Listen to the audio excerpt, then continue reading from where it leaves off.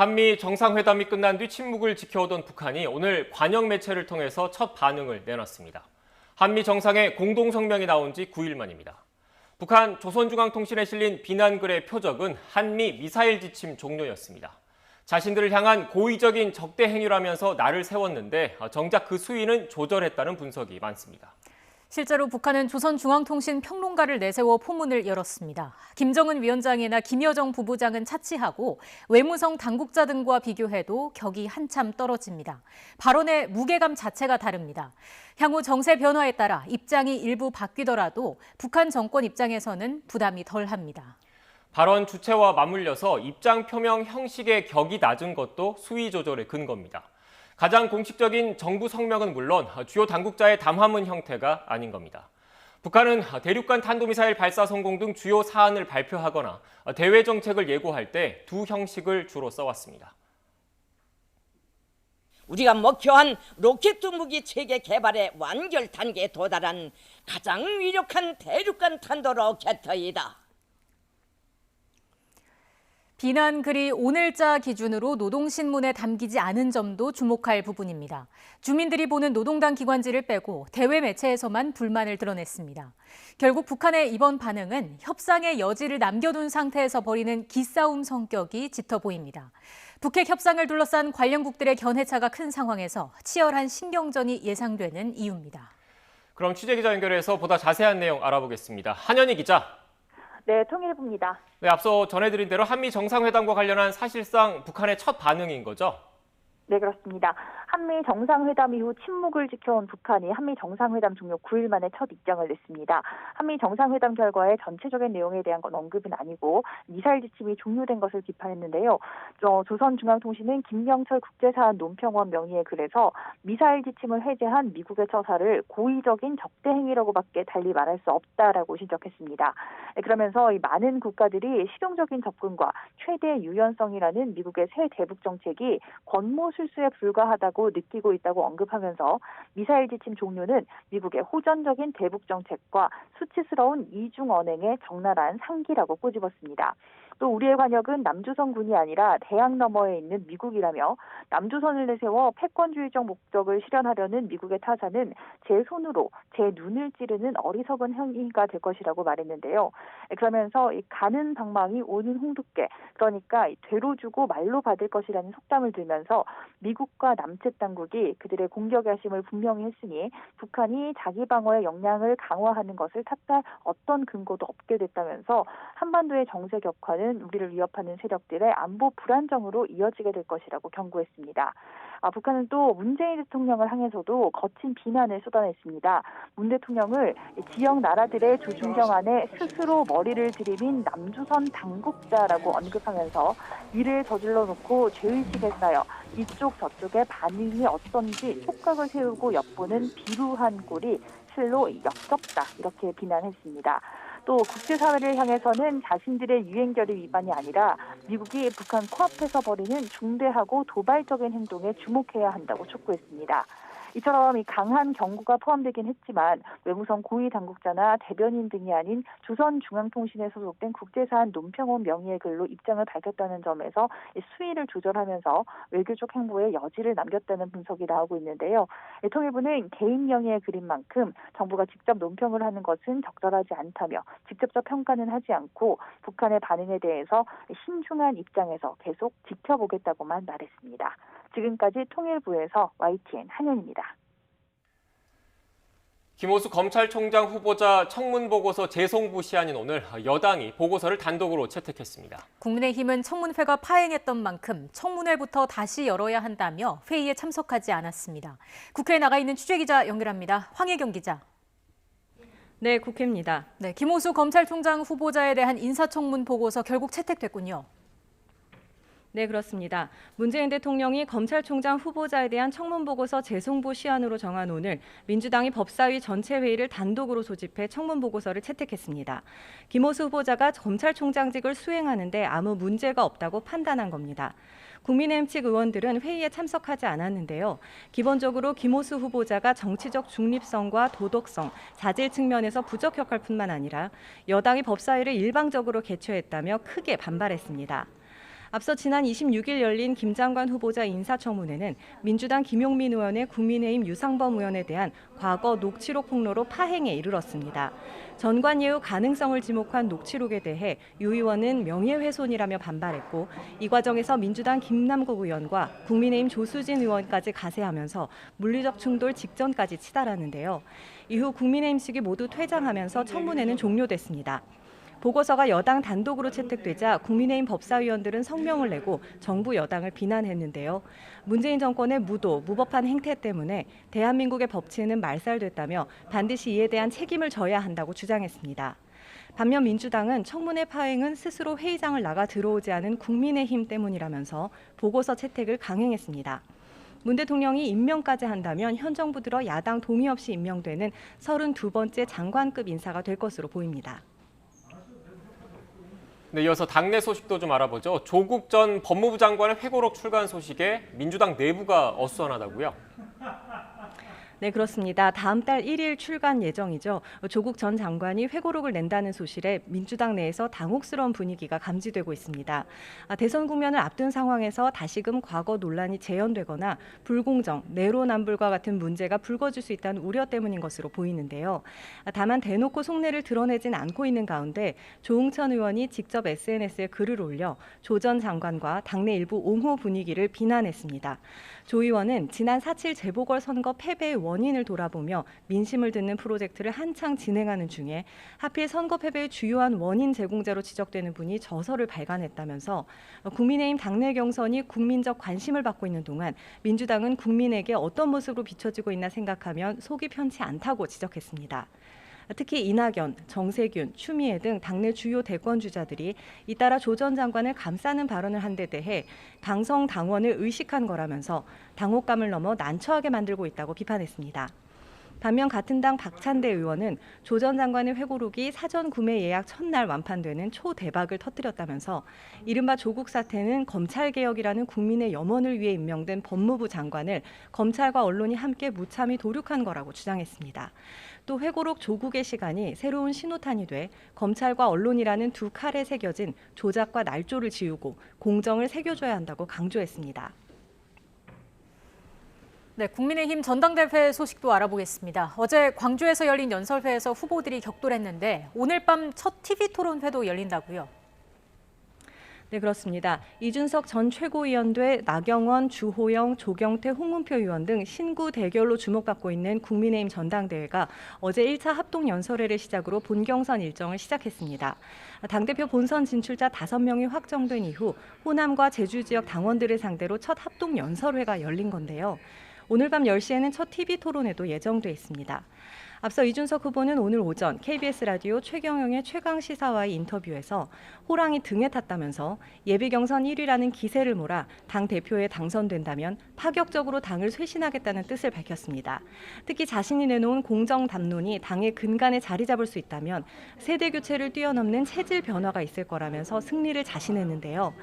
당의 전통적 기반인 대구 경북 지역에서 대구 출신인 주호영 후보에게 몰표를 줄 거라는 예측도 있지만 최근 이딴 방문을 통해 자신도 절대 불리하지 않다는 것을 확인하고 왔다고 덧붙였습니다.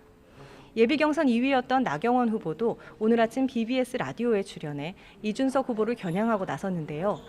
이 후보가 스스로 유승민계의 대표격이라는 말을 했다면서 이 후보가 말하는 통합의 그림은 결국 유승민 후보만 국민의힘 대선 경선 열차에 태우고 떠나는 것 아니냐는 우려가 많다고 주장했습니다.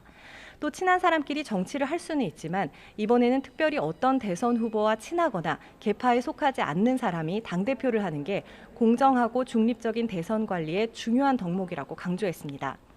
오늘 밤 첫 TV토론회에서는 차기 대선 전략 등을 놓고 격돌이 예상되는 가운데 남은 후보들도 오늘 토론 준비에 매진할 것으로 보이는데요. 국민의힘은 전체 4번의 권역별 합동 연설회와 5차례 토론회를 거쳐 오는 11일 전당대회를 열고 새 지도부를 확정지을 예정입니다. 지금까지 국회에서 YTN 황혜경입니다. 유력 대선 주자로 거론되는 윤석열 전 검찰총장이 국민의힘 4선 권성동 의원과 강릉 회동을 갖고 정권 교체에 대한 의지를 표명한 것으로 확인됐습니다. 권성동 의원은 YTN과의 통화에서 윤 전 총장으로부터 연락이 와서 지난 주말 저녁 강릉 지역 지인들을 동반해 저녁 식사를 함께 했다면서 정권 교체 요구에 윤 전 총장이 열과성을 다하겠다고 답했다고 전했습니다. 권 의원은 윤 전 총장이 국민의힘 입당에 대해선 언급하지 않았지만 고향 친구라도 사선인 자신을 보자고 한 건 어느 정도 마음이 있다고 본다고 해석했습니다.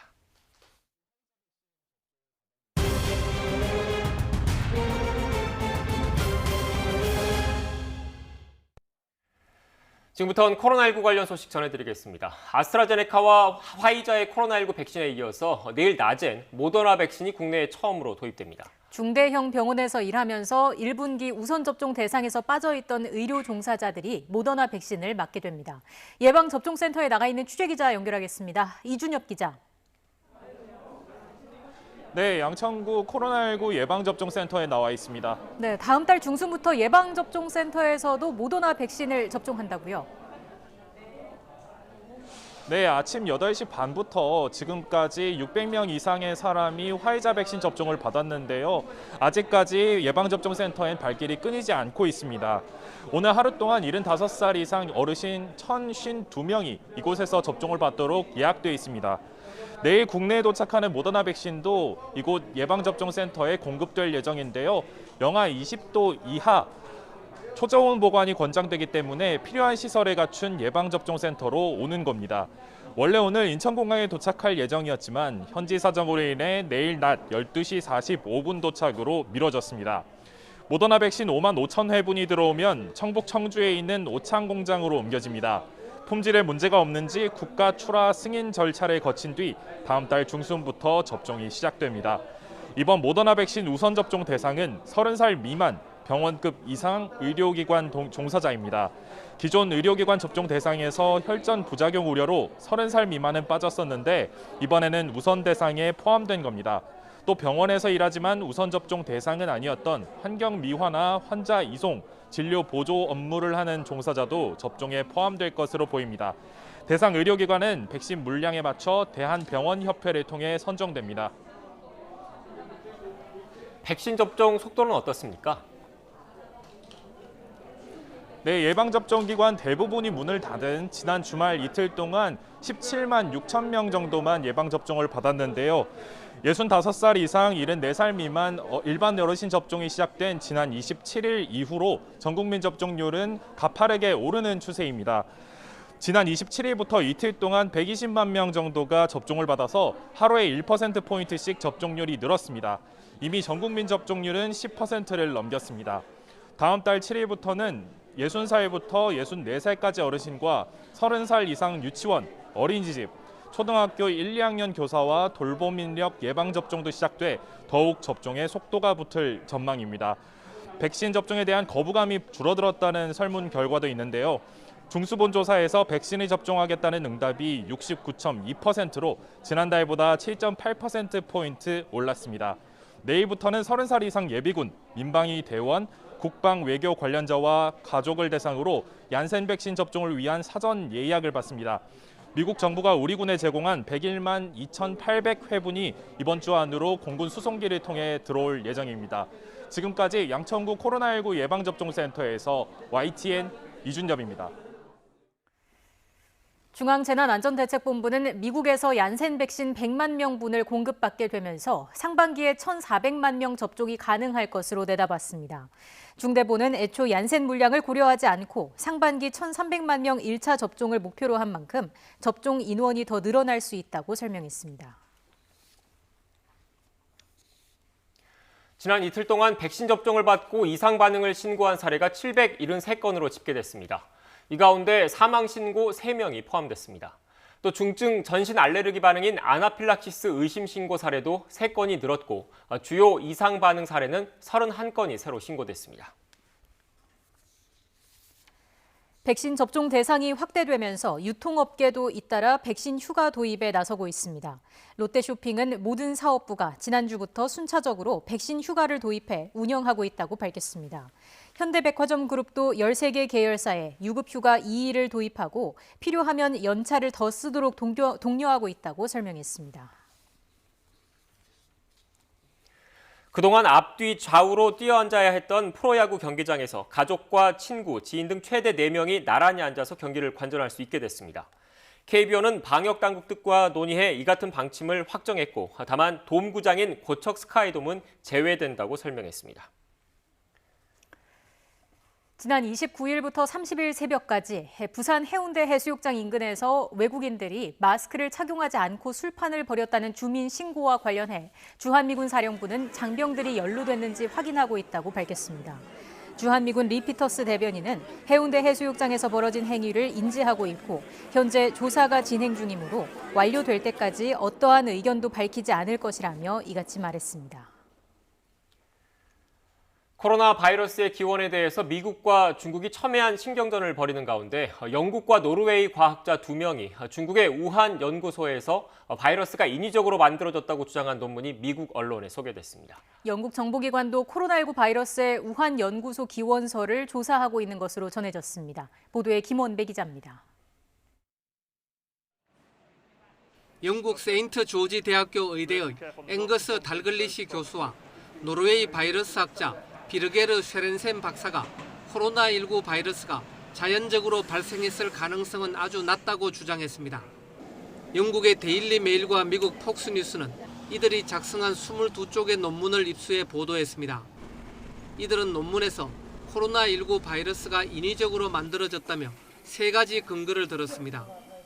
먼저 인체 침투에 중요한 역할을 하는 것으로 알려진 코로나19 바이러스의 스파이크에서 자연적으로 발생할 수 없는 유기화합물 구조가 발견됐다는 것입니다. 스파이크에서 양전하를 띠는 4개의 아미노산이 한 줄로 늘어선 배열이 발견됐는데 이는 물리학적으로 불가능하다는 것입니다. 이들은 이 아미노산이 음전하를 띠는 인체 세포에 자석처럼 달라붙게끔 하는 것이라면서 이런 배열은 인위적으로 만들어야만 나타날 수 있다고 설명했습니다. 둘째는 코로나19 바이러스가 자연에서 시작되지 않았음을 가리키는 독특한 지문들이 발견됐다고 지적했습니다. 마지막으로는 중국 연구기관이 자연적으로 발생한 바이러스의 전염력을 강화하는 방법에 대해 연구한 적이 있다는 점을 근거로 들었습니다. 이들은 지난해부터 이런 주장을 펴왔지만 학계에서 무시당했다며 국제학술지에 논문을 실을 예정이라고 전했습니다. 조 바이든 미국 대통령이 최근 정보당국의 코로나19 기원 판단이 엇갈린다며 90일 내에 다시 보고하라는 지시를 내린 가운데 이들 과학자들의 논문이 미칠 파장에 관심이 모아지고 있습니다. 한편 영국의 더 타임스는 영국 정보기관들도 현재 코로나19 바이러스의 우한 연구소 기원서를 조사 중이라고 전했습니다. YTN 김원배입니다. 베트남 방역당국은 4차 유행이 확산하면서 지금까지 누적 확진자가 4천 명을 넘어섰다고 밝혔습니다. 한국 기업 공장이 몰려있는 박장성에서만 누적 확진자가 2,100여 명에 이르고 삼성전자 휴대폰 공장과 협력사들이 있는 박린성에선 800여 명이 양성 판정을 받았습니다. 베트남 당국은 4차 코로나 유행이 좀처럼 수그러들지 않자 사회적 거리두기 등 강도 높은 방역 대책을 내놓고 있습니다. 보리스 존슨 영국 총리가 한 달 앞으로 다가온 주요 7개국 G7 정상회의를 앞두고 백신 여권에 대한 합의가 필요하다고 밝혔습니다. 존슨 총리는 캐나다 공영방송과의 인터뷰에서 우리는 백신 여권이나 코로나19 상태 확인서, 다른 이슈들에 관한 의견 일치가 필요하다면서 G7 차원에서 합의가 있어야 한다고 말했습니다. 또 지난해에 일어났던 일은 인류에게 아주 끔찍한 일이었고 국제사회 시스템 차원에서도 지독한 한 해였다면서 또 다른 팬데믹을 준비하기 위해 글로벌 조약이 필요하다고 밝혔습니다. 일본 정부가 도쿄올림픽 경기장에 입장하는 관객에게 음성증명서 제시를 요구하는 방안을 검토 중인 것으로 나타났습니다. 요미우리 신문은 일본 정부가 도쿄올림픽에 관객을 일정 규모 입장시키기 위해서 검토 중인 코로나 대책 원안에 이 같은 내용이 포함되어 있다고 보도했습니다. 이 대책에 따르면 올림픽 관객들은 모두 사전에 코로나19 PCR 검사 등을 받아야 하고 관람일을 기준으로 일주일 이내 날짜에 음성증명서를 제출하는 것을 조건으로 입장할 수 있게 돼 있습니다. 다만 백신을 접종했다는 증명서가 있는 경우는 코로나 음성증명서가 면제되고 검사 비용은 모두 개인이 부담하게 됩니다. 미국에서 코로나19 대유행이 진정될 기미가 보이면서 우버나 리프트 같은 차량 공유 업체들의 요금이 치솟고 있다고 뉴욕타임스가 보도했습니다. 뉴욕타임스는 미국에서 더 많은 사람이 여행과 사교 생활 등으로 돌아오면서 싸고 빠르던 차량 호출 서비스가 더 비싸지고 더 오래 기다려야 하는 상황으로 바뀌고 있다면서 이같이 전했습니다. 이와 관련해 한 시장 조사 업체의 분석 결과 우버와 리프트의 지난 3월 이용료가 1년 전보다 37% 올랐고 4월에는 40% 더 비싼 것으로 조사됐다고 밝혔습니다. 백신 예약자가 오지 않거나 몸 이상으로 접종할 수 없을 때 생기는 백신, 잔여 백신이라고 부르죠. 그렇습니다. YTN이 시민들에게 잔여 백신에 대한 생각을 물었는데 응답자의 절반은 맞고 싶다고 답했습니다. 권남기 기자입니다.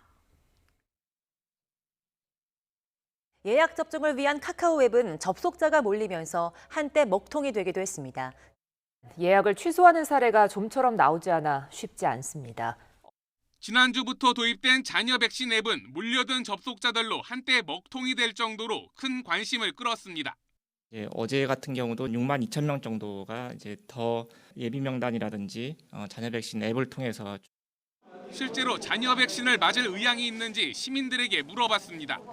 절반이 조금 넘는 51.4%가 맞을 생각이 있다고 답했는데 이 가운데 30% 가까이는 접종에 더욱 적극적이었습니다. 반면 응답자의 30%는 접종할 마음이 없었습니다. 10명 중 6명 이상이 접종할 의향이 있다고 답한 40대가 가장 적극적이었고 50대와 60대도 비슷했습니다.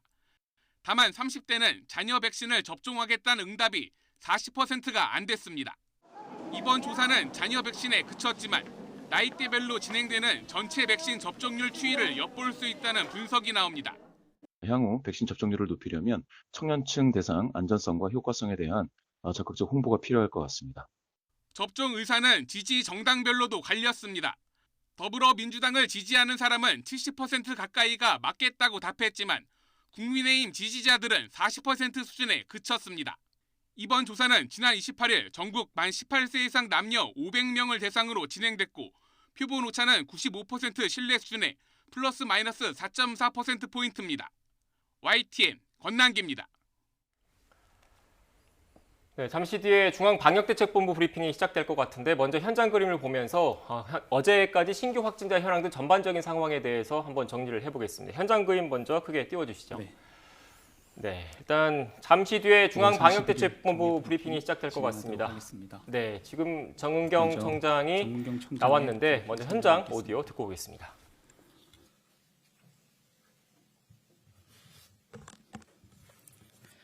안녕하십니까. 질병관리청장 정은경입니다. 5월 31일 정례 브리핑을 시작하겠습니다. 먼저 예방접종 현황에 대해서 말씀드리겠습니다. 우리 국민의 10.5%인 540만 4천 명이 코로나19 1차 예방접종을 마쳤습니다. 60세 이상 어르신 등의 사전 예약은 어제까지 650만 명 정도가 예약을 완료하여 예약률은 68.7%입니다. 특히 70대 이상 어르신들에 이어서 65세 이상 어르신들의 예약률도 70%가 넘어선 상황입니다. 사전 예약에 적극적으로 참여하시고 접종 시작일을 기다려주신 어르신들께 진심으로 감사드리며 예방접종은 어르신들의 생명과 안전을 그리고 또 일상 회복을 위한 건강 지킴이이자 생명 지킴이이므로 어르신들의 예방접종에 자녀 등 가족께서는 관심을 가지고 살펴봐 주시기를 당부를 드립니다.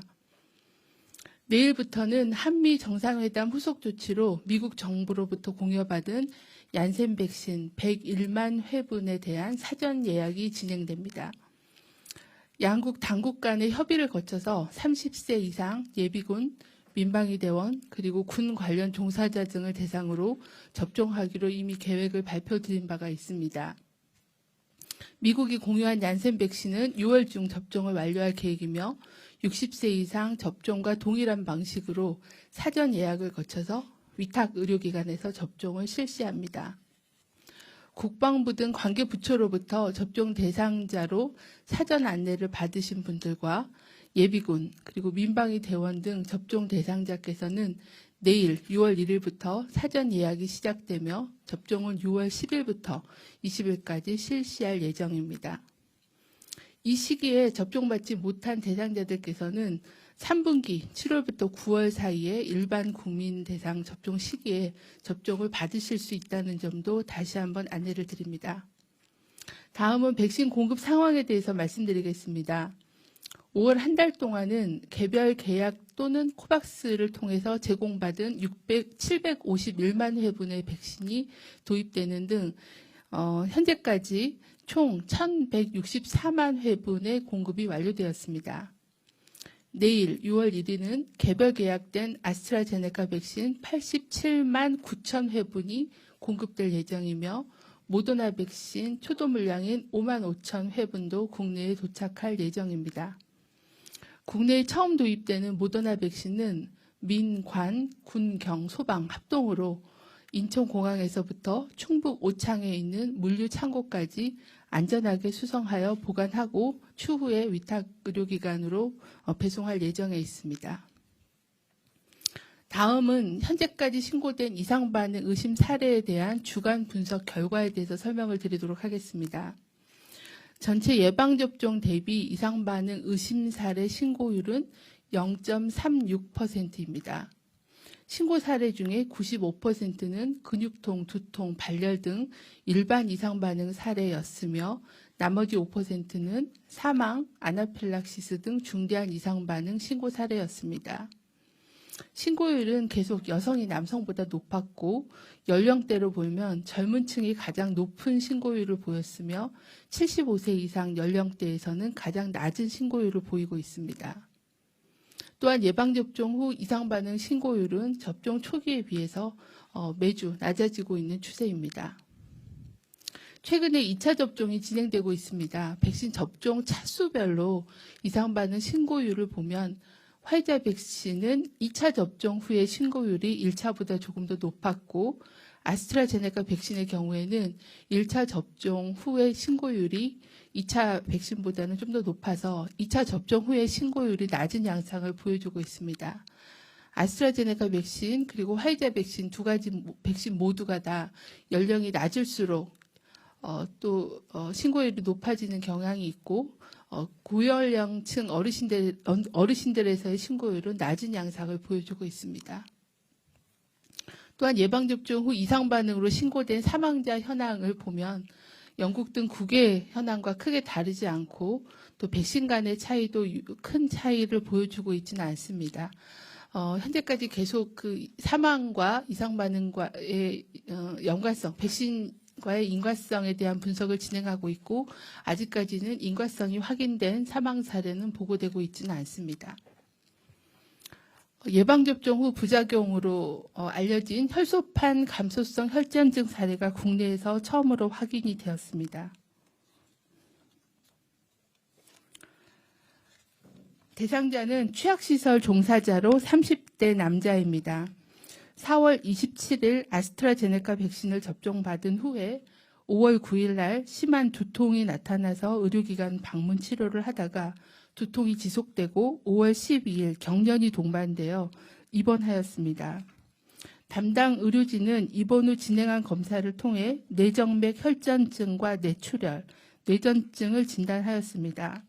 예방접종력을 고려해서 추진단이 배포한 혈소판 감소성 혈전증 대응 지침을 참고해서 진단을 하고 초기에 적절한 치료를 실시하였습니다. 이후 환자 상태는 호전되었고 현재는 경과 관찰이 필요하지만 큰 문제는 없는 것으로 파악하고 있습니다. 해당 의료기관의 신고에 따라 서울시의 역학조사가 진행이 되었고 5월 30일 어제 저녁에는 혈액응고 장애 자문단 회의를 개최하여 해당 사례에 대해서 검토한 결과 임상적으로 혈소판 감소성 혈전증 사례 정의에 부합한다고 판단하였습니다. 이후에 확정검사인 혈소판 인자에 대한 항체 검사를 실시하고 오늘 결과를 확인한 결과 항체 양성으로 최종 확인이 되어서 이번 환자는 혈소판 감소성 혈전증으로 확정할 수 있습니다. 이번 사례에 대해서는 피해 보상 절차를 거쳐서 신속한 보상이 이루어지도록 할 계획입니다. 혈소판 감소성 혈전증은 조기 발견하고 적절히 치료를 하면 회복 가능한 질환입니다. 예방접종 후에 4일에서 28일 사이에 심한 두통, 심한 지속적인 복부 통증 등과 같이 혈전증을 의심할 수 있는 그런 증상이 나타날 경우에는 즉시 의료기관의 진료를 받아주실 것을 공고드립니다. 또한 의료기관에서도 의심 증상이 있는 환자를 진료할 때는 환자의 그 접종력을 DUR 시스템을 통해서 확인하시고 예방접종력에 대해서 확인한 후에 추진단이 배포한 혈소판 감소성 혈전증 대응 지침을 숙지해서 적절한 치료를 해주실 것을 당부를 드립니다. 현재까지 아스트라제네카 백신 접종은 327만 명에 대한 접종이 진행이 되었고 1명의 이상 부작용이 확인이 된 사례이며 외국 등과 비교해 볼 때는 낮은 수준이지만 혈소판 감소성 혈전증에 대한 감시 체계를 강화하고 전문 학회와 협력을 통해서 조기의 진단과 적절한 치료 대응을 강화하도록 하겠습니다. 추진단은 추가로 도입되는 모더나 얀센 백신에 대해서도 이상 반응에 대한 감시, 조사 체계를 동일하게 적용하여 관리하도록 하겠습니다. 또한 추진단은 코로나19 예방접종 후에 이상 반응에 대한 전문 상담을 위해서 질병관리청 콜센터 1339대에 이상 반응 전문 상담팀을 구성해서 5월 26일부터 운영을 하고 있습니다. 이상반응 전문 상담팀은 간호사로 구성이 되며 중증 이상반응 환자와 가족을 대상으로 이상반응에 대한 신고, 조사, 그리고 인과성에 대한 평가, 보상 심사 절차 등에 대해서 24시간 체계적인 상담 서비스를 제공할 계획입니다. 예방접종을 받으시는 것뿐만이 아니라 예방접종 이후에 본인의 건강 상태를 관리하는 것도 굉장히 중요합니다. 예방접종 후에 이상반응 발생 및 조치를 위해 모든 접종자들께서는 예방접종 후에 15분에서 30분간 접종 기간에 머물러 아나필락시스와 같은 이상반응의 발생 여부를 관찰해 주시고 귀가 후에도 적어도 3시간 이상은 주의 깊게 건강 상태를 관찰해 주시기를 바랍니다. 또한 접종 부위는 항상 청결히 유지하고 동시에 접종 후에 최소 3일간은 특별한 관심을 가지고 관찰하며 고열이 있거나 평소와 다른 신체 증상이 나타나면 의료기관의 진료를 받아주시기를 바랍니다. 다음은 피해조사반 사례 판정 결과에 대해서 말씀을 드리겠습니다. 현재까지 14차에 걸쳐서 예방접종 피해조사반 회의가 진행되었습니다. 사망 및 중증 사례 308건과 아나필락시스 의심 사례로 신고된 176건에 대해 심의를 하였습니다. 아나필락시스 의심 사례 중 44건에 대해서는 예방접종과 인과성을 인정하였습니다. 또한 중증 사례 2건에 대해서도 인과성을 인정하였습니다. 지난 5월 28일 날 진행된 제14차 피해조사반 회의 결과를 말씀을 드리겠습니다. 먼저 신규 사망 사례 26건에 대한 심의가 있었습니다. 사망 신고 사례는 평균 연령이 80.5세였고 접종받은 백신은 화이자 백신이 22명, 아스트라제네카 백신이 4명이었습니다. 피해 조사반은 사망자의 추정 사인에 대해서 기저질환과 예방접종의 영향을 종합적으로 검토한 결과 사망 사례 24건은 예방접종과 인과성을 인정하기 어려운 것으로 평가하였습니다. 대부분 사망 사례로 신고된 사례에 추정되는 그 사망 원인은 심근경색증이 7명, 그리고 뇌졸중이 3명, 폐혈증 등 3명으로 추정 사인과 인과성을 인정하기는 어려운 것으로 평가를 하였습니다. 신규 중증 사례에 대해서는 33건에 대한 심의가 있었습니다. 평균 연령은 76.2세였고 접종받은 백신은 화이자 백신이 24명, 아스트라제네카 백신이 9명이었습니다. 중증 사례 33건의 추정 진단명에 대해서 종합적으로 검토한 결과 모두 인과성을 인정하기는 어려운 것으로 평가하였습니다. 중증 신고 사례의 추정 진단명은 뇌졸중이 13명, 폐혈증이 2명으로 많았습니다. 다음은 예방접종 완료자에 대한 회복 지원 방안에 대해서 말씀을 드리겠습니다. 내일부터는 예방접종 완료자의 일상 회복을 위한 1단계 지원 방안이 시행됩니다. 1차 접종자와 접종 완료자 등은 현재 8명까지 가능했던 직계가족 모임 인원 기준에서 제외됩니다. 또한 접종자를 중심으로 복지관이나 경로당 등 노인복지시설에서는 미술, 마스크, 컴퓨터 등 마스크를 착용하고 활동할 수 있는 프로그램의 운영도 활성화됩니다. 또한 2차 접종까지 완료하신 분들을 대상으로는 경로당 등 노인복지시설에서는 노래교실, 관악기 강습, 식사 등을 할 수 있게 되었습니다.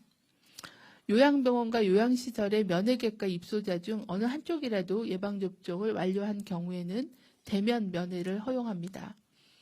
또한 요양병원 등 취약시설의 종사자는 예방접종을 완료할 경우에는 주기적인 선제검사에서 제외됩니다. 하지만 예방접종을 완료하지 않거나 아니면 증상이 있는 경우에는 지속적으로 선제검사와 검사를 받아주시기를 당부를 드립니다.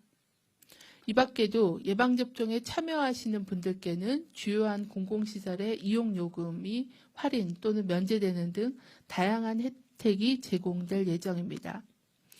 예방접종은 나와 주변 사람들의 건강을 위해 또 우리 모두의 일상 회복을 위해 매우 중요합니다.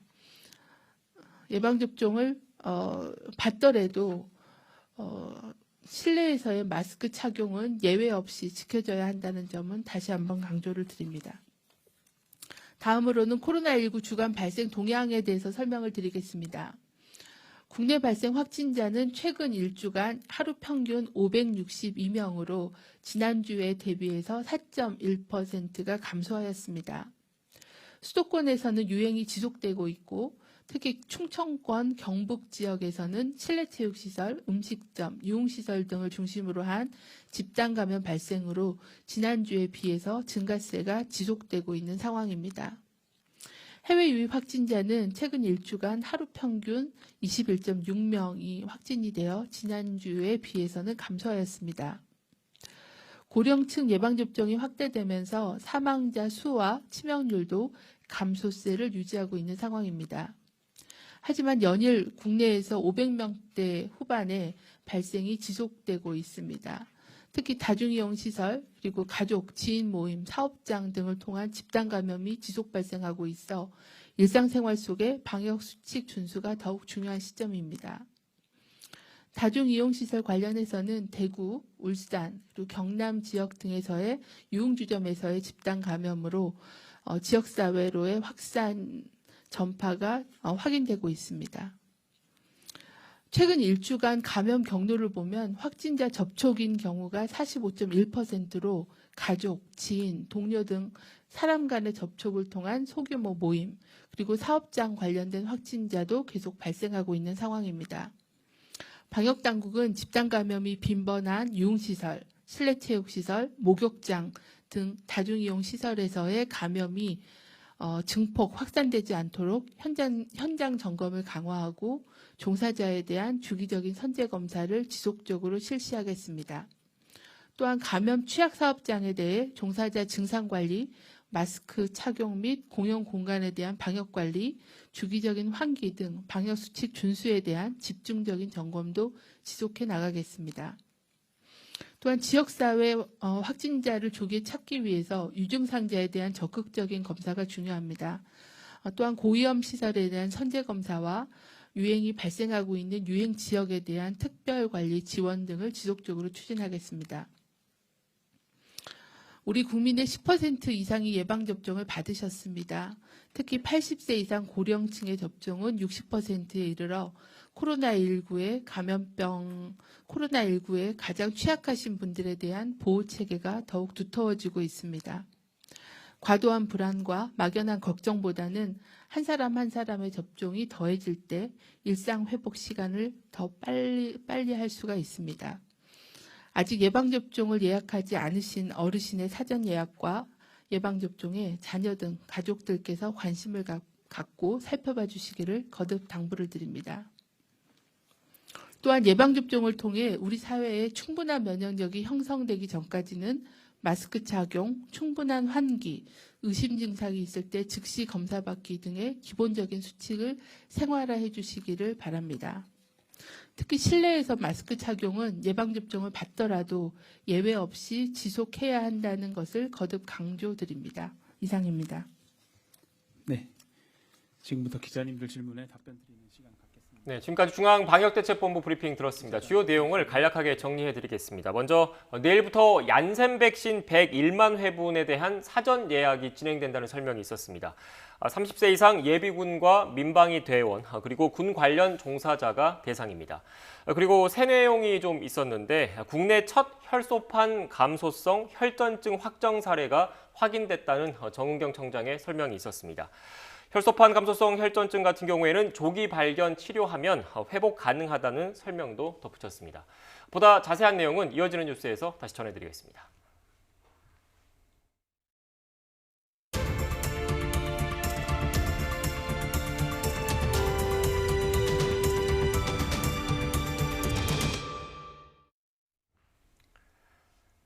YTN이 코로나19 잔여 백신에 대해서 접종 의향이 있는지 시민들에게 물었습니다. 절반가량이 접종 의향이 있다고 응답했습니다. 문 대통령의 국정수행 지지도가 지난 3월 초 이후 처음으로 40%대에 근접한 것으로 나타났습니다. 한미 정상회담 성과에 대한 긍정적인 평가가 반영된 것으로 풀이됩니다. 지난 한 주 여론 전문가와 함께 짚어보겠습니다. 이택수 리얼미터 대표 나오셨습니다. 어서 오십시오. 네, 안녕하세요. 안녕하세요. 대표님, 먼저 잔여 백신과 관련한 현안조사 결과부터 설명해 주시죠. 네, 잔여 백신 접종 의향이 있다는 의견이 51.4%로 나타났고요. 의향이 없다는 의견 30%, 그리고 이미 접종을 했다는 응답이 15.4%로 나타나서 대략 5대 3 정도로 의향이 있는 것으로 나타났습니다. 네, 이번 설문조사가 좀 지지 정당별로도 큰 차이를 보인 것으로 나타났는데 아무래도 백신에 대한 논란이 일정 부분 정치화됐다고도 볼 수 있을까요? 그렇습니다. 원래 이제 정책 이슈가 이제 정치 쟁점화되면 당청 지지율하고 밀접하게 연관돼서 나타나는데요. 이번에도 이제 민주당 지지층은 10명 중 7명 가량인 67.3%, 그리고 국민의힘은 의향이 있다는 의견이 그보다 한 20여 % 낮은 40.8%였고요. 네. 또 이념 성향별로도 진보 성향 응답자는 10명 중에 6명이 의향이 있다라고 해서 민주당 지지층과 비슷했고요.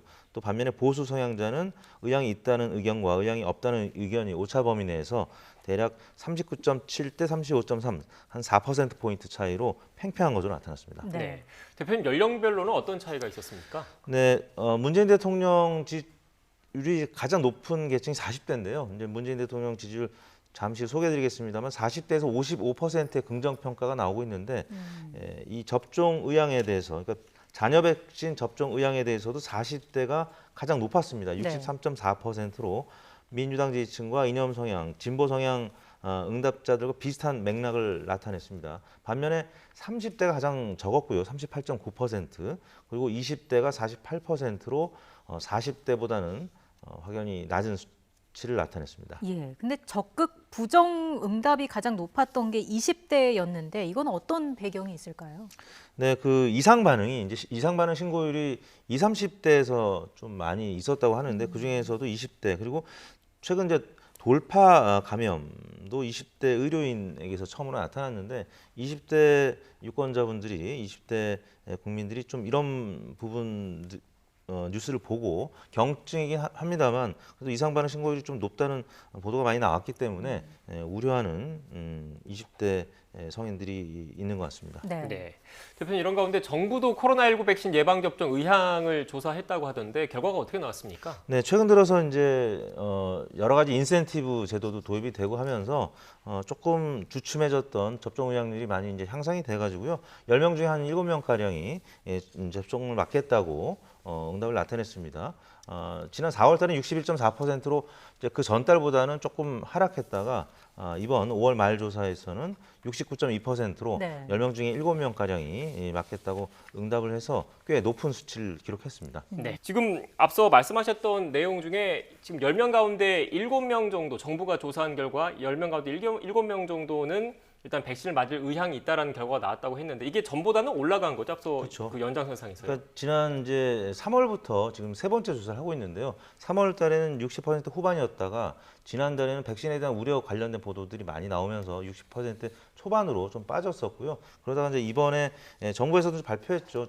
여러 가지 인센티브 제도를 도입하겠다라고 했고 실제 뭐 민간 차원에서도 뭐 할인을 해주는 뭐 식당이 이제 생기는 등등 해서 여러 가지 긍정적인 요인들이 보도가 됐습니다. 그러다 보니까 69.2%로 10명 중에 7명 가까이 백신을 맞겠다. 그리고 주변에 지금 백신 접종률이 한 10.5% 되다 보니까 주변에 한 10명 중에 한 분은 이제 맞으신 어르신들이 계시지 않겠습니까? 근데 큰 문제 없이 뭐 지나가는 모습을 보면서 이제는 나도 이제 맞아도 되겠다 이렇게 좀 생각하는 분들이 많이 늘어난 것 같습니다. 네. 예, 저희가 그 백신 접종 의향이 있는지 관련해서 여론조사를 했고요. 관련해서 잠시 뒤에는 정신건강 전문가를 연결해서 여론조사 결과의 의미 그리고 코로나 블루 극복 방안 등을 알아볼 예정입니다. 연결이 되는 대로 바로 또 이어서 전해드리고요.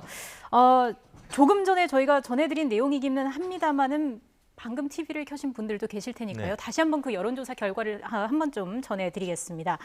연령별로 따졌을 때 접종 의향이 있다라고 답한 비율 다시 한번 정리를 좀 해주시죠. 네, 40대가 가장 높았습니다. 63.4%로.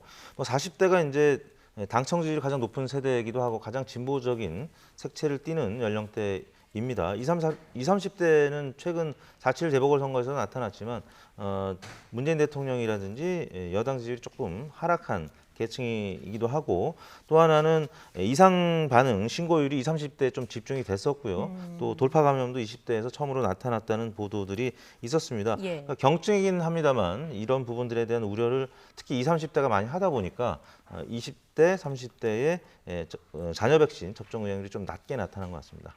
네. 지금 다시 하지연 교수님이 연결돼 있는 것 같습니다. 시청자 여러분께 그 연결이 고르지 못했던 점 다시 한번 양해 말씀드리고요. 교수님과 다시 대담 이어가겠습니다. 교수님, 이제 제 목소리 들리십니까? 예, 잘 들립니다. 네. 앞서 질문을 좀 드리려고 했던 것 같은데 조금 전에 이택수 대표님께서 설명해 주신 내용이긴 합니다. 자녀 백신 접종 의향 관련 설문조사에서 특히 20대의 경우 전혀 의향이 없다. 이렇게 적극 부정 비율이 평균보다 높았거든요. 교수님께서는 그 이유 뭐라고 보십니까? 저는 몇 가지 생각을 해봤는데 그 20, 30대, 특히 20대나 30대 같은 경우에 첫 번째로는 여러 가지 뉴스에 민감한 부분들이 있어서요. 그 혈전증이라든지 안 좋은 부작용들이 생길 확률 대비 본인이 그 코로나에 걸릴 확률을 비교해 봤을 때 그냥 괜한 위험이 생길 가능성이 있다라는 집단 정서가 만들어져 있다는 생각이 듭니다. 그리고 두 번째로는 약간 엉뚱한 생각인지 모르지만은 그 자신들 상대적으로 안전하다고 생각을 하고 있고요. 그래서 좀 버티다가 지금 맞게 되면 아스트라제네카를 맞게 되는데 연말에 그러니까 자녀 백신이 아닌 맨 뒤로 가게 되면 다양한 백신 중에 가장 안전한 것을 골라 맞을 것이다라는 생각들을 하는 게 지금 분명히 백신을 맞을 필요는 있지만은 그런 부분들을 자녀 백신 형식이 아닌 방식으로 맞겠다라는 생각을 하는 그런 집단 정서가 있지 않나라는 생각을 해봅니다. 예, 이런 인식을 좀 바꾸기 위해서는 어떤 추가 대책이 필요할까요?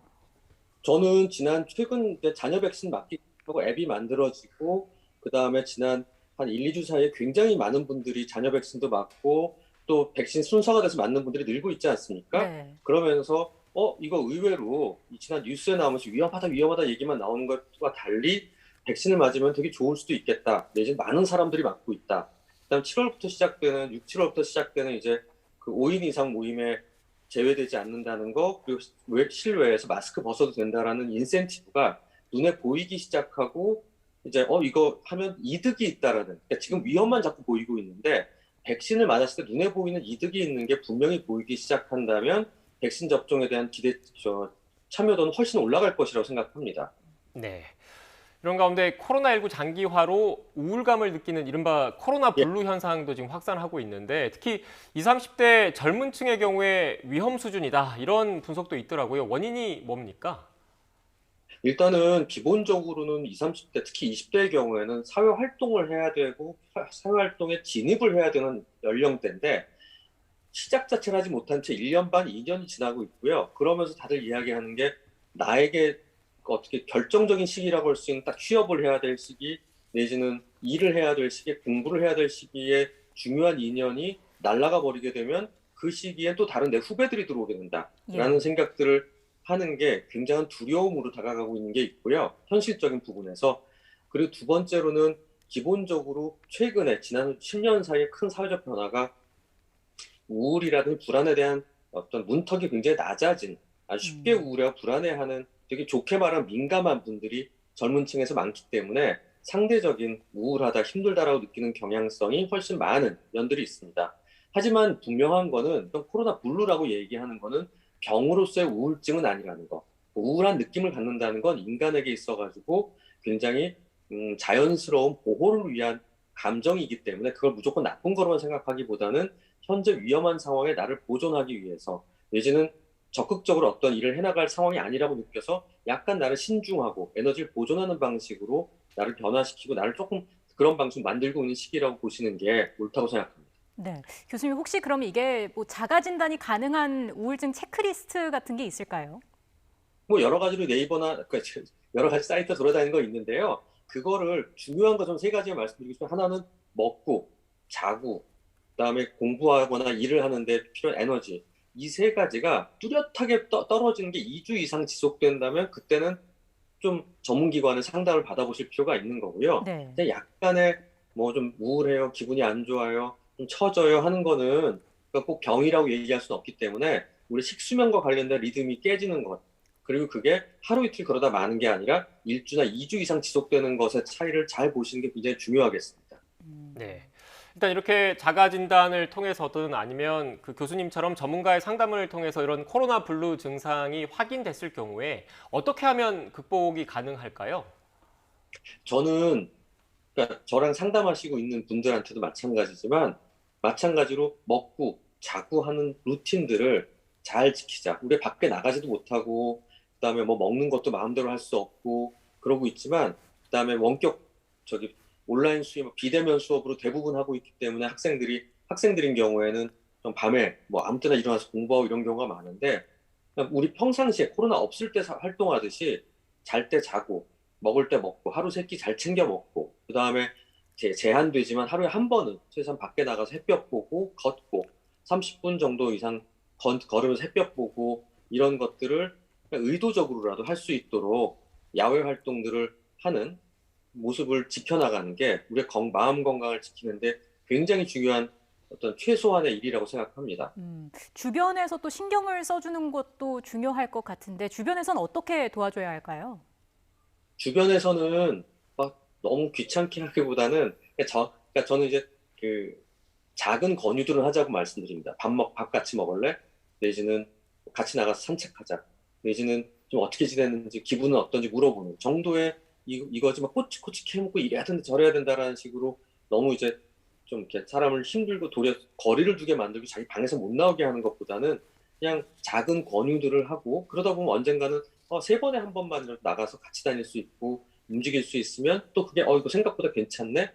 라는 마음을 갖게 하는 걸 통해서 기본을 유지하는 막 활달해지는 사람이 될 수 아닐지 모르겠지만 아주 최소한의 것들이 유지되고 있는 것들을 서로 확인하는 거는 중요하다는 생각을 합니다. 네. 교수님 이런 가운데 이렇게 코로나19 사태가 장기화되면서 비대면 업무가 폭증을 했지 않습니까? 특히 콜센터 직원분 대부분 같은 경우에는 우울증을 겪고 있다. 이런 조사 결과도 나왔다고 하던데 이렇게 코로나 사태로 업무 강도가 심해진 업종의 경우에는 별도의 처방은 필요 없겠습니까?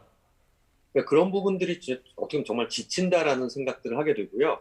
이 감정이라는 거는 위에서 밑으로 쭉 흘러내려가게 되다 보니까 이렇게 콜센터 상담하시는 분들이라든지 백화점이라든지 판매업을 하시는 서비스직을 하시는 분들이 사실 이런 다른 사람들의 감정, 다른 사람들이 긴장이 올라와 스트레스 받는 걸 다 받고 계셔서 이분들이 고인물이 되고 있습니다. 이 고인물이 되신 분들이 굉장히 그 안에서 또 딴 데로 보낼 수가 없는 상태에서 그걸 안고 가다 보니까 굉장히 힘들어지고 있는데요.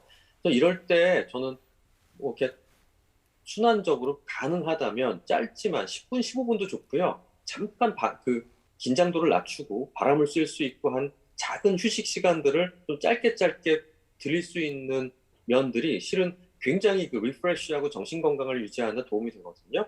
그래서 물론 지금 잘 모든 직장들이 지키고 있겠지만은 업무가 바쁘다 보면 또 거리두기 하면서 일을 하다 보면 힘들 수 있지만 조금 더 의식적으로 직장 내에서 짧게 밖에 나가서 환기를 하고요. 잠깐 브레이크하고요. 할 수 있는 10분 정도의 시간을 줄 수 있다면 그게 굉장한 도움이 될 수 있을 거라고 생각합니다. 네. 교수님 마지막으로요. 코로나 사태가 예. 어른들뿐만 아니라 영유아에게도 큰 영향을 미치고 있다라는 분석이 좀 나오고 있습니다. 특히 마스크 착용 때문에 언어 습득이 늦어지고 있다는 내용이었는데 이 부분은 어떻게 보시는지요? 그러니까 지금까지 아직까지 밝혀진 바는 없지만 이제 그런 심증들이 보이고 있기 때문에 전 특히 이 말을 한참 배우는 영유아들이 어린이집이라든지 유치원에서 자기 또래들과 말을 하면서 언어를 배우는 게 굉장히 많은데 그게 네. 제대로 안 되고 있단 말이에요. 그럴 기회가 입을 본다는 게 굉장히 중요하거든요. 예. 그럴 때일수록 좀 집에서 해야 될 게 많아진다고 생각이 듭니다. 즉 집에서 부모가 아이랑 얘기할 때 제가 꼭 하라고 제가 누누이 얘기하는 게 첫 번째, 눈을 보고 얘기해라. 두 번째, 입 모양을 분명히 하고 또박또박 이야기하라. 즉 편하게 마스크를 벗고 이야기할 수 있는 상대는 지금 가족들밖에 없기 때문에 가족들이 특히 부모가 아이들과 이야기할 때는 최대한 얼굴 보고 얼굴과 얼굴 마주 본 채 입 모양을 보면서 또박또박 말하는 모습을 해야만 그동안 어린이집, 유치원 내지는 다른 공간에서 말을 배우던 아이들이 그것들을 보지 못하던 부분들을 조금이라도 보상해서 쫓아갈 수 있을 것이라 생각합니다. 네, 알겠습니다. 지금까지 하지현 건국대병원 정신건강의학과 교수와 함께 코로나19 관련된 이야기 나눴습니다. 교수님 오늘 말씀 고맙습니다. 네, 감사합니다. 네, 다시 여론조사 결과 이야기 이택수 대표와 함께 이야기 나눠보겠습니다. 앞서 코로나19 관련된 현안조사 이야기 쭉 했는데 대통령 국정지지도 결과도 나왔죠? 네, 5월 4주차 국정수행 긍정평가가 39.3%로 4.4%포인트 올랐습니다. 부정평가는 4.7%포인트 하락한 56.3%였는데요. 긍정평가는 3월 첫째 주 이후에 최고치를 기록했습니다. 40%에 육박한 수치를 나타냈는데 당시에 이제 4차 재난지원금 그리고 손실보상 제도화 논의가 이제 본격화됐던 시기인데 당시에는 40%를 한 2개월여가량 기록을 했었고요.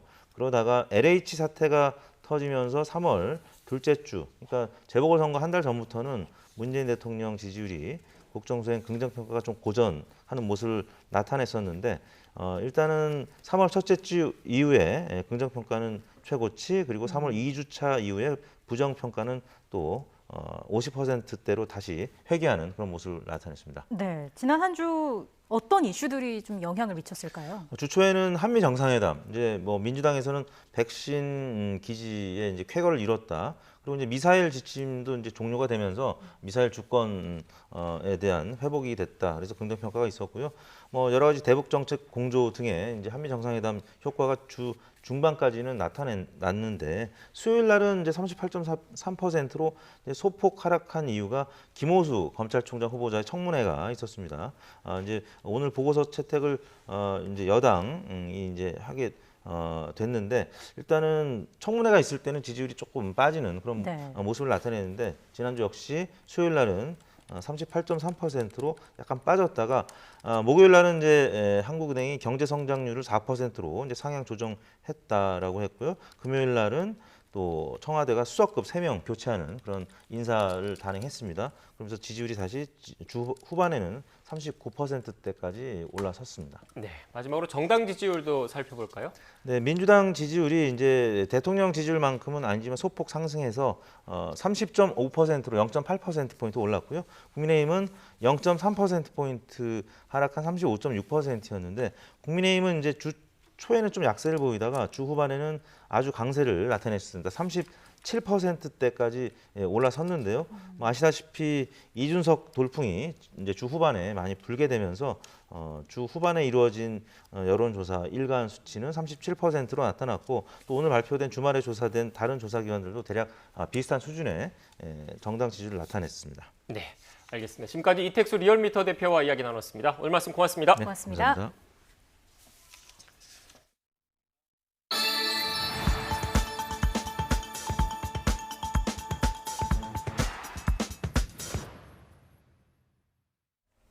오늘 중부지방은 흐리고 선선하지만 남부지방은 맑은 가운데 초여름 더위가 이어지고 있습니다. 내일은 전국적으로 맑고 더운 날씨가 예상됩니다. 날씨 알아보겠습니다. 홍나실 캐스터.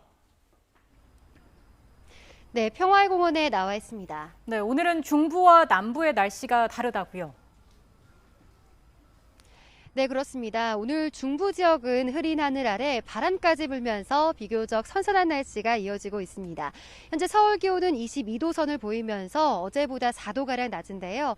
반면 남부지방은 맑은 하늘이 펼쳐진 가운데 전남 나주시 다도면의 기온이 30도를 웃돌면서 초여름 더위를 보이고 있습니다. 내일은 전국적으로 대체로 맑은 하늘이 예상됩니다. 다만 경기 북부와 강원 북부를 중심으로 새벽부터 오전 사이 약한 비가 조금 내리겠고요. 대기질은 좋음에서 보통 수준으로 미세먼지는 좋음을 보이겠습니다.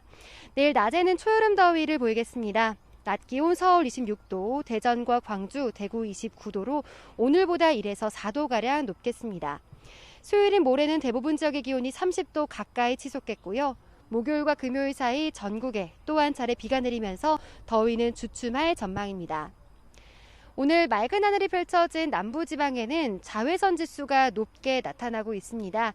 내일은 대부분 지역의 자외선이 무척 강할 것으로 보이니까요. 외출하실 때에는 자외선 차단에 각별히 주의해 주시기 바랍니다. 지금까지 평화공원에서 YTN 홍나실입니다.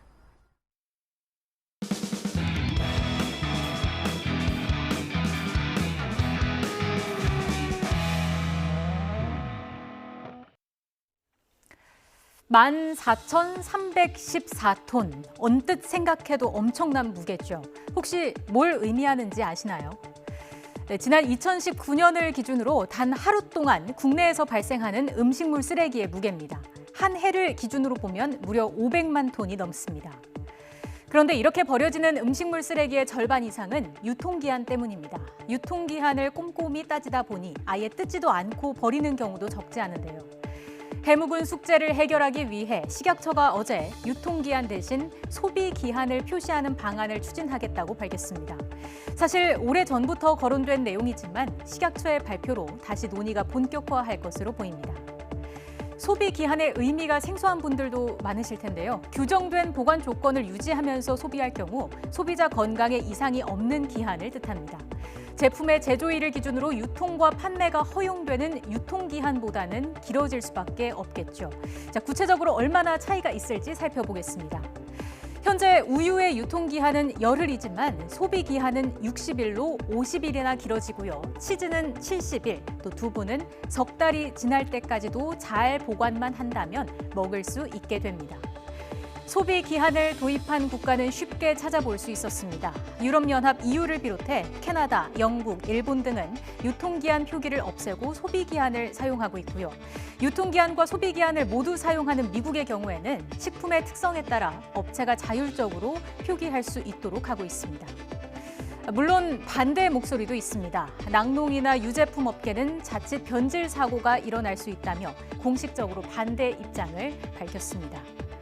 사실 국회에도 소비기한을 도입하는 법안이 발의된 상태입니다. 하지만 식품의 안전성에 대한 추가 연구가 필요하다는 이유로 제동이 걸린 상황입니다. 이렇게 찬반 양론이 팽팽한 상황에서 과연 이번에는 어떻게 결론이 날까요? 국민의 일상생활에 큰 변화를 가져오는 제도인 만큼 귀추가 주목될 수밖에 없습니다.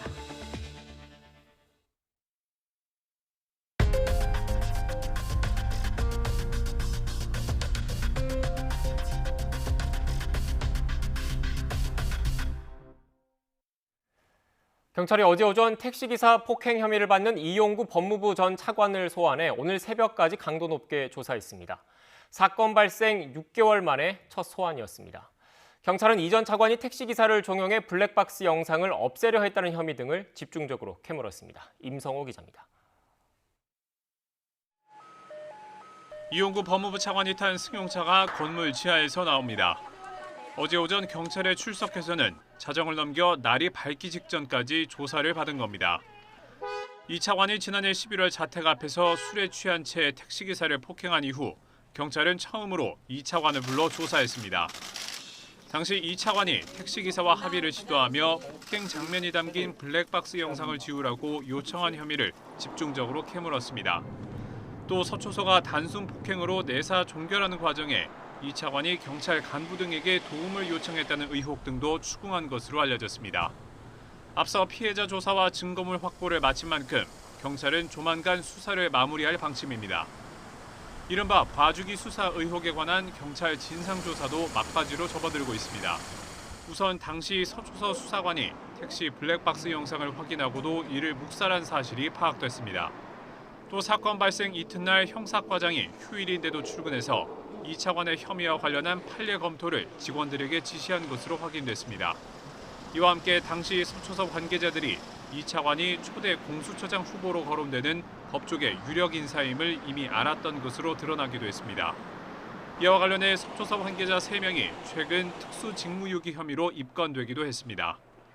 이 차관은 지난 22일에는 검찰에 불려가 조사받았고 새 일꾼이 필요하다며 사흘 전 사의를 밝혔습니다. YTN 임성호입니다. 이런 가운데 검찰은 이영구 법무부 차관의 택시기사 폭행 사건 당시 형사팀장이던 경찰관을 불러서 조사하고 있습니다. 서울중앙지방검찰청은 오늘 오전 서초경찰서 A경감을 피고발인 신분으로 소환해 조사하고 있습니다. 검찰은 A경감을 상대로 이 차관이 당시 고위공직자 범죄수사처장 후보로 거론된 인사라는 걸 알았는지, 수사팀의 외압 등이 있었는지 등을 추궁한 것으로 알려졌습니다. 이용구 차관의 택시기사 폭행 사건이 경찰청 본청까지는 보고가 안 된 것으로 경찰 자체 조사 결과 파악됐습니다.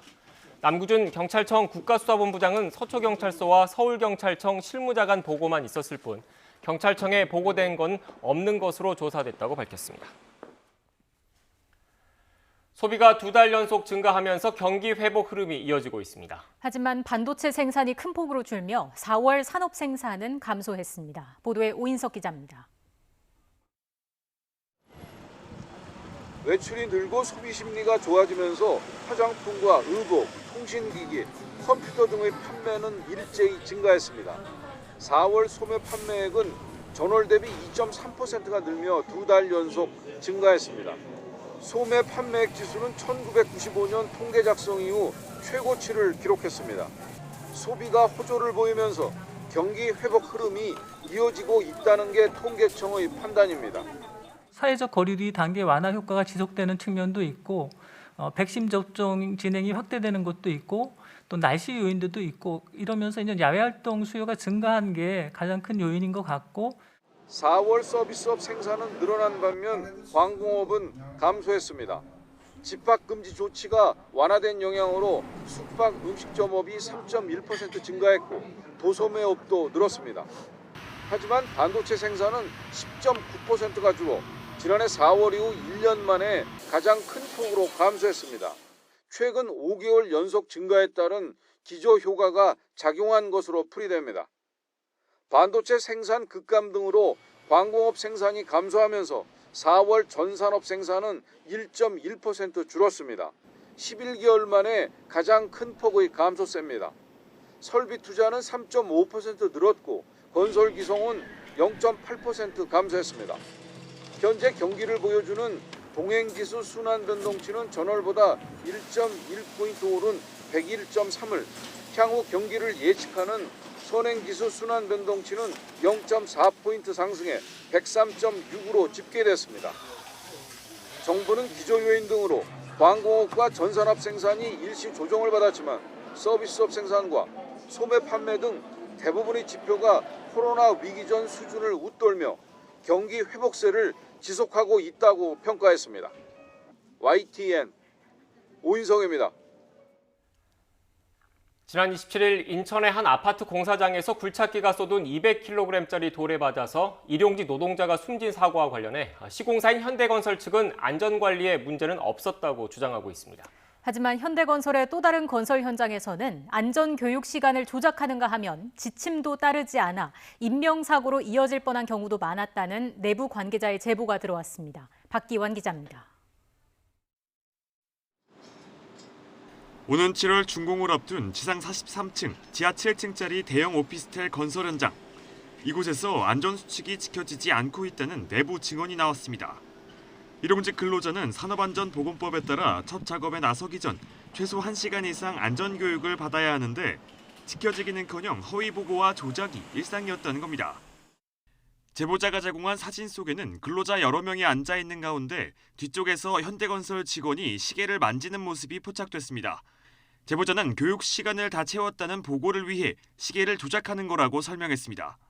네, 1시간 동안 채워진 적은 없었어요. 7시로 사진 한번 찍고 다시 그 동영상이나 그 화면을 바꾼 다음에 9시, 10시 이렇게 사진 찍고 이런 식으로 하는 게 거의 매일이었어요.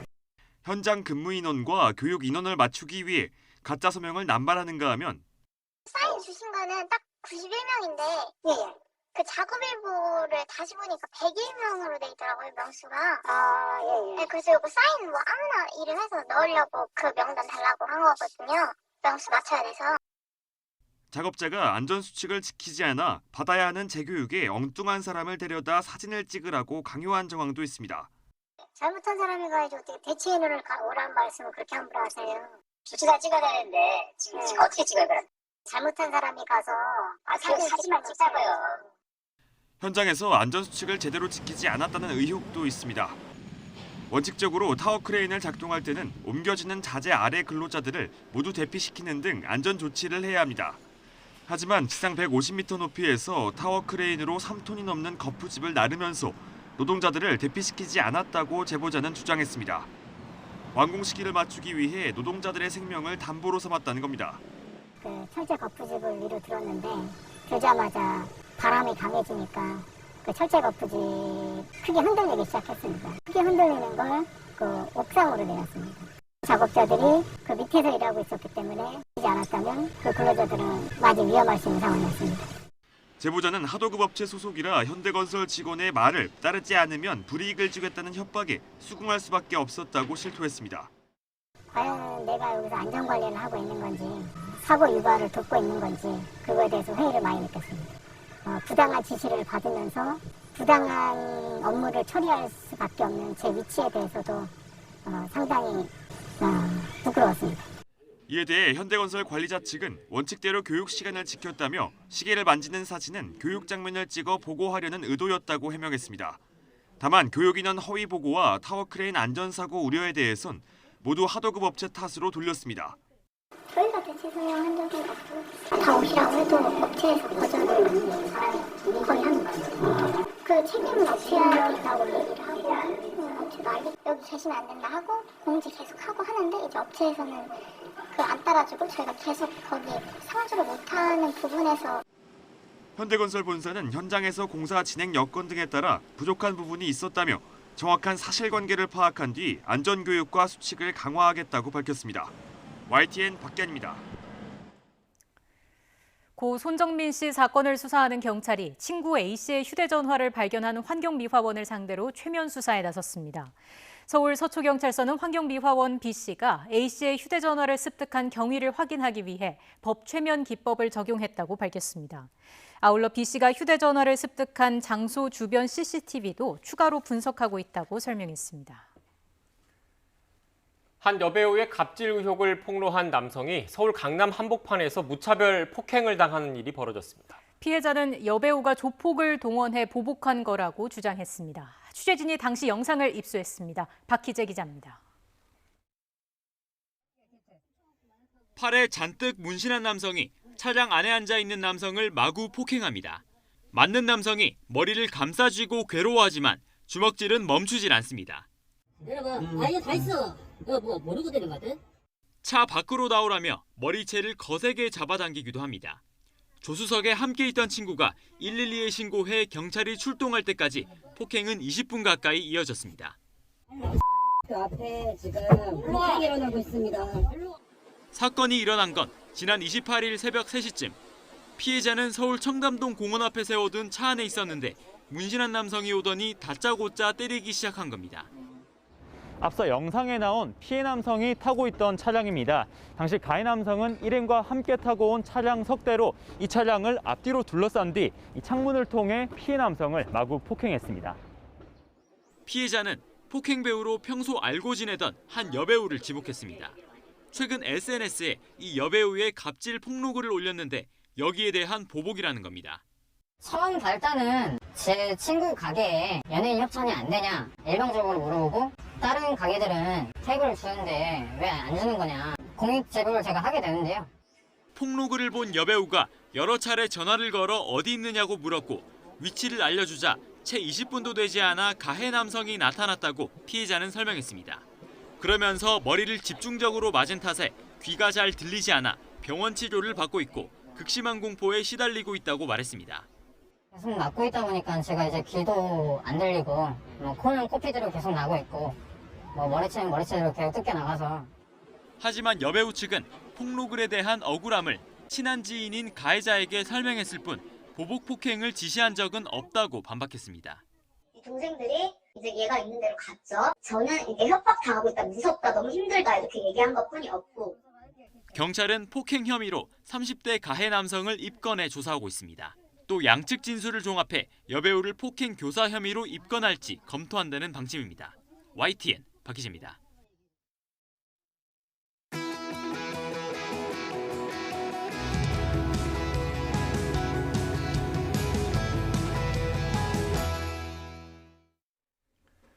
북한이 한미 정상회담에 대한 첫 반응을 내놨습니다. 정상회담 전체에 대한 평가가 아니라 미사일 지침 종료에 대한 비난이었습니다. 네, 관영 매체를 통하긴 했지만 개인 명의로 나온 반응 어떻게 해석해야 할까요?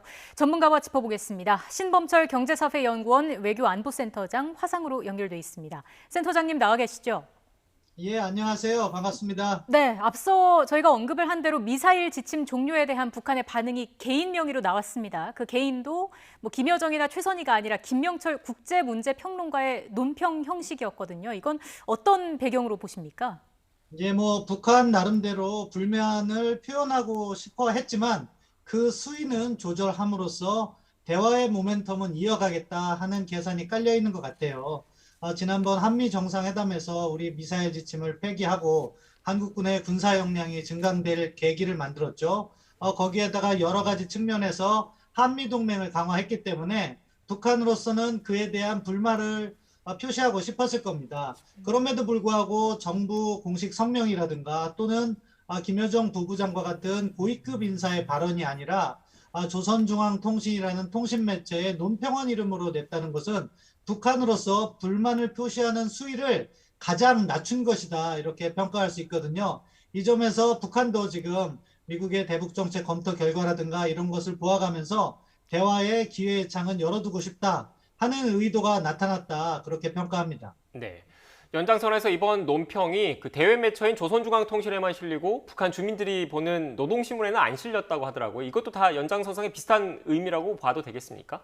예, 그렇죠. 북한 입장에서는 북한 주민들이 돌아가는 상황을 알게 하려면은 노동신문에 항상 게시를 합니다. 그런데 이번과 같이 대내적으로는 알리지 않고 대외 매체를 통해서만 이야기를 하고 있는 것은 결국 이러한 불만의 표시를 미국과 한국을 대상으로 해서 발신했다.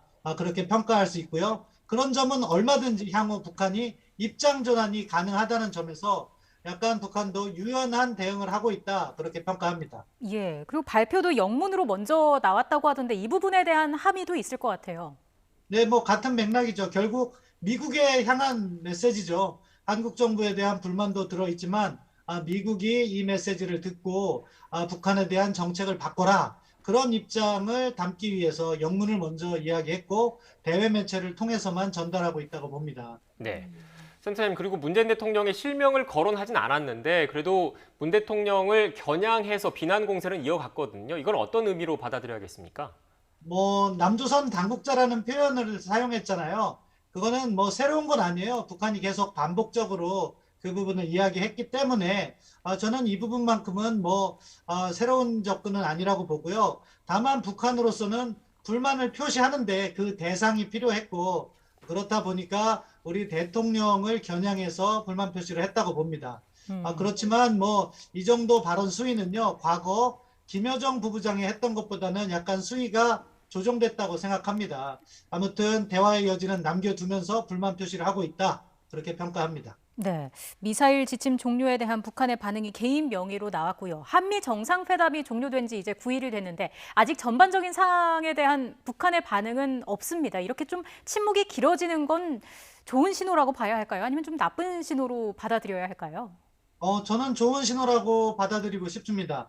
왜냐하면 북한이 정말 불만이 있고 대화의 판을 깨겠다 이렇게 생각했으면 벌써 더 고위급이나 정부 공식 성명을 통해서 더 강도 높은 비난을 내놓았을 거예요. 네. 그런데 북한이 그 부분을 하지 않고 있고 또 이번에 메시지를 보면요. 조선중앙통신에 담고 있는 내용 중에서 북한 인권 문제 제기는 담지 않고 있어요. 그것은 무엇이냐? 지금 정상회담에서 나온 이야기들 중에서 북한이 가장 반발할 수 있는 영역이 인권 문제거든요. 그런데 인권 문제를 아껴두고 있다는 것은 지금 상황을 봐서 북한이 대화가 필요해서 대화에 응할 것이라면은 그냥 넘어가는 것이고, 만약에 미국의 대북 정책 검토 결과와 그 후속 조치가 마음에 안 들어서 한국 정부를 또는 미국을 더 비난해야겠다 싶으면 인권 문제까지 포함해서 아주 강도 높은 비난으로 이어갈 것이다. 그렇게 예상케 합니다. 네, 결국 센터장님의 말씀을 종합하면 대화의 여지를 남기기 위해서 좀 수위 조절을 했다 이런 말씀이신 것 같은데, 그래서 연장선상에서 추가적으로 이 질문을 먼저 좀 드릴게요. 현재 박지원 국정원장이 방미길에 나섰지 않습니까? 물밑 접촉이 있을 걸로 보십니까? 저는 거기 가서 북한과 물밑 접촉을 할 가능성은 높지 않다고 생각해요. 사실은 뉴욕 채널이라는 것은 미국 행정부라든가 또는 워싱턴에 있는 우리 대사관과의 접촉선이거든요. 우리 국정원은 국내에서 얼마든지 판문점 등을 통해서 접촉을 할 수 있다고 봅니다. 따라서 북한과 접촉했다기보다는요, 정상회담 후속 조치로서 북한에게 어떠한 인도적 지원이라든가 백신이라든가 일단 원칙적인 것 말고도 실질적인 제안을 할 수 있는 것들이 무엇인지 그런 것들을 갖다가 논의하기 위해서 간 것이 아닐까, 저는 조심스럽게 그쪽 방향에 무게를 두고 싶습니다. 네. 지금 한미 정상회담 직후에 또 중국 왕이 외교부장이 주중 북한 대사를 초청해서 만찬을 갖기도 했잖아요.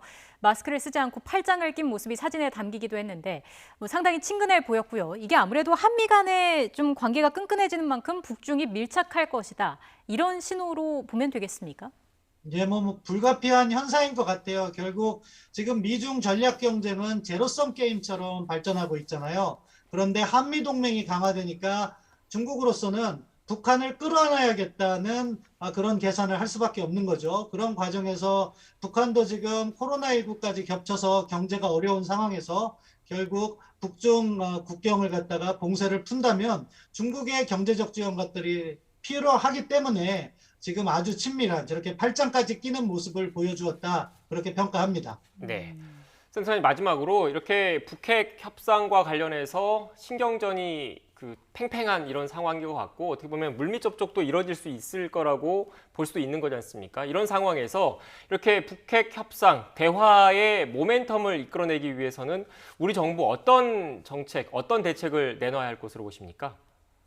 지금 미국과 이렇게 한미 정상회담을 통해서 나름대로 원칙을 만들었어요. 그것은 한반도 비핵화, 그리고 제재 유지, 억제력 강화, 그러면서도 유연한 외교적 접근을 하겠다고 하지 않았습니까? 그렇다면 유연한 외교적 접근이 무엇인지 그것을 좀 구체적으로 이행하는 과정은 필요하다고 봅니다. 그렇게 해서 대화를 재개하는 과정에서 우리가 인도적 지원을 먼저 함으로써 북한을 대화로 끌어낼 것인지, 또 저는 대화가 개시되기 전에 한미연합군사훈련을 중단을 먼저 이야기하는 것은 바람직하지 않다고 생각하지만, 북한이 대화로 돌아온다면 연합군사훈련 문제도 논의할 수 있다는 그런 조금 더 구체적인 방안에 대해서 한미 간에 긴밀한 협상을 해보고 그 다음에 그 내용을 북한에 전달함으로써 북한이 대화로 돌아올 수 있는 그런 분위기는 조성해 주는 것이 바람직하다고 생각합니다. 네, 알겠습니다. 앞으로 북핵 협상의 전개 과정도 눈여겨서 지켜봐야 할 것 같습니다. 지금까지 신범철 경제사회연구원 외교안보센터장과 이야기 나눴습니다. 오늘 말씀 고맙습니다. 네, 감사합니다.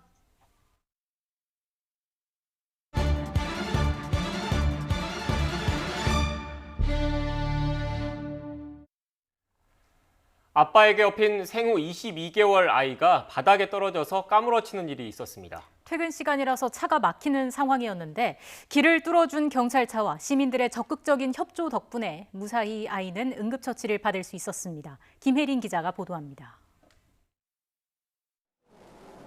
꽉 막혀 꼼짝 않던 차들이 갑자기 황급하게 비켜섭니다. 빨간불에도 내달리고 중앙선을 넘어 역주행하기도 합니다. 남부군정 같지만 다름 아닌 경찰차입니다. 여기도 신호를 좀 위반하고 조금 이제 역주행을 좀 했거든요. 여기 차가. 사연이 있었습니다. 지난 20일 오후 5시 반쯤 다급한 112 신고 전화가 들어왔습니다. 아빠 등에 업혔던 아이가 떨어져 머리를 부딪혀 거품을 물고 까무러쳤다는 겁니다. 한시라도 빨리 병원에 가야 했지만 길에는 이미 퇴근하는 차들이 쏟아져 나온 상황. 부모가 다급한 마음에 112로 도움을 요청했고 경찰은 즉각 에스코트에 나섰습니다. 아기가 좀 낙상을 해서 조금 이제 상황이 위급하다 보니 일단 저도 아이가 3명이 있어서 제 아이가 그랬으면 어땠을까 하는 생각을 하면서 일단 출동을 했고요. 응급 환자가 있다는 다급한 무전에 시민들은 썰물처럼 빠지며 길을 터줬지만 때로는 아슬아슬한 고개 운전도 무릅썼습니다. 덕분에 아이는 30분 걸려 갔을 병원에 10여 분 만에 도착했고 제때 응급처치를 받아 무사했습니다. 아기가 다쳐가지고 지금 빨리 출동해야 된다 긴급 요청을 받고 빨리 출동을 요할 때는 우리 경찰원들 주민들을 위해서 출동 업무를 하고 있습니다. 부모는 어찌할 바를 모르던 상황에 도움을 받아 무사히 병원에 도착했다며 경찰에 감사 편지를 전했습니다.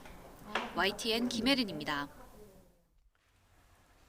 시중에 판매되는 냉동 피자의 나트륨과 포화지방 함량이 하루 영양성분 기준치의 77%와 99%에 달하는 것으로 나타나서 소비자들의 주의가 요구됩니다.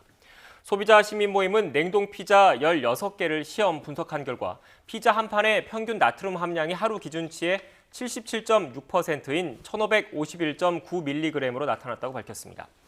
냉동 피자 한 판의 평균 포화지방은 14.9g으로 하루 기준치의 99.3%에 달했고 6개 제품은 아예 기준치를 넘었습니다.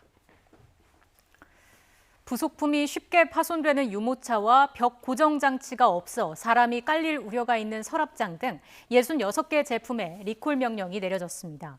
구체적 사례를 보면 부속품이 쉽게 파손돼 유아가 다칠 우려가 있는 유모차와 안전바에서 기준치의 9배가 넘는 납이 검출된 유모차가 대상에 포함됐습니다. 또 가죽 부분에서 기준치의 74배가 넘는 납이 나온 어린이용 미니 진주 손잡이 핸드백도 리콜 대상입니다. 세계 각국이 코로나19 백신 접종률을 높이기 위한 당근책으로 접종자를 대상으로 다양한 혜택을 제공하고 있습니다. 미국에서는 1등 당첨 금액이 50억 원이 넘는 백신 복권이 등장했고 홍콩에서는 아파트를 제공하기로 했습니다. 보도에 김형근 기자입니다. 미국 오하이오주는 백신을 맞은 사람 가운데 추첨을 통해 100만 달러, 우리 돈으로 11억 원이 넘는 돈을 줍니다. 지난주 첫 당첨자가 나왔습니다.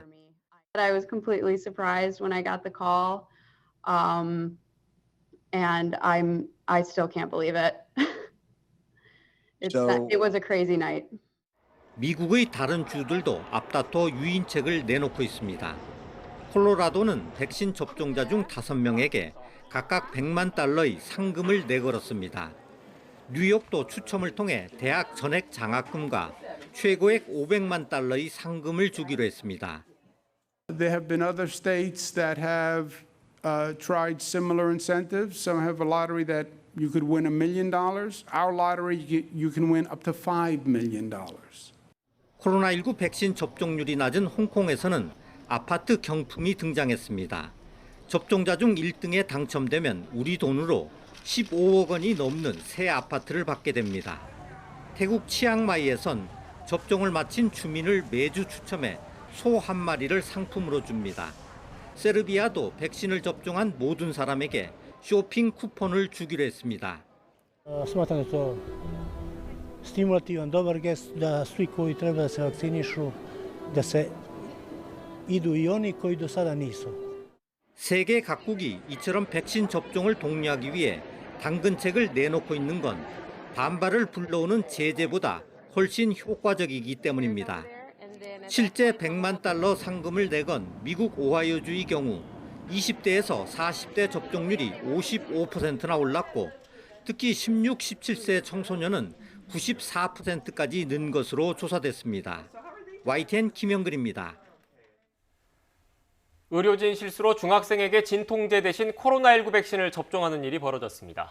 광주광역시는 지난 28일 서구에 있는 종합병원에서 발목 염좌로 진통제를 맞기 위해 방문한 14살 중학생에게 아스트라제네카 백신을 접종한 사실을 확인했습니다.